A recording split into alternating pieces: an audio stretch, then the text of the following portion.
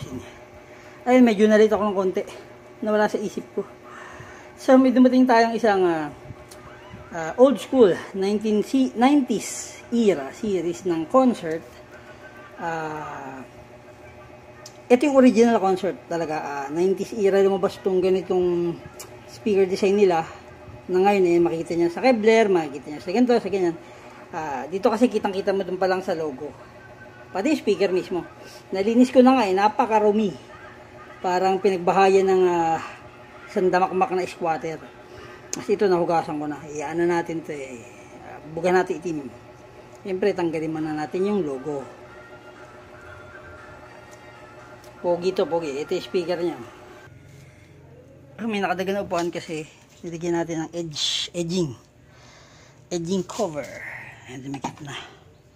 Ito lang. Medyo mangat-mangat. So makikita nyo, yan talaga yung lumabas noon na 90s era na concert na speaker. Actually, parang pares sa Kevlar no, pagka tinignan mo. Isa nga lang, nakuha ko siya walang kapares. Ayun na, dumikit na. So, gagawin natin yan. Siguro ayusin na natin ng kahit pa paano yung box para hindi naman siya mga squatter. Twitter, okay.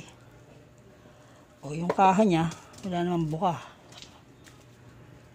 So, ayun yan dito. Tingnan natin kung anong gagawin natin sa sa labas niya.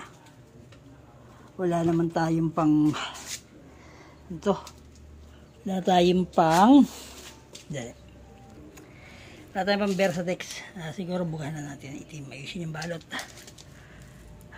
Tapos testing natin ito sa Ace. Mukhang okay pa. Lumalaro pa naman. Walang sabit. Ayun siya. Hindi ko pang hindi mapakita sa inyo. Dumi talaga yan.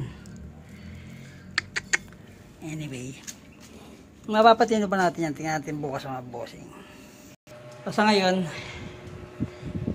kakalisin mo natin itong old logo niya. And then i-spray natin yung cover. Siguro bukas na kasi basa pa yan. Tsaka kawawa naman si Mangko. Ang tabayanan mga bossing. Ang concert. Ano lang pala to, DGs 10 inches tapos 3-way, 2-way, pares tweeter yun, walang mid-range doon, ano.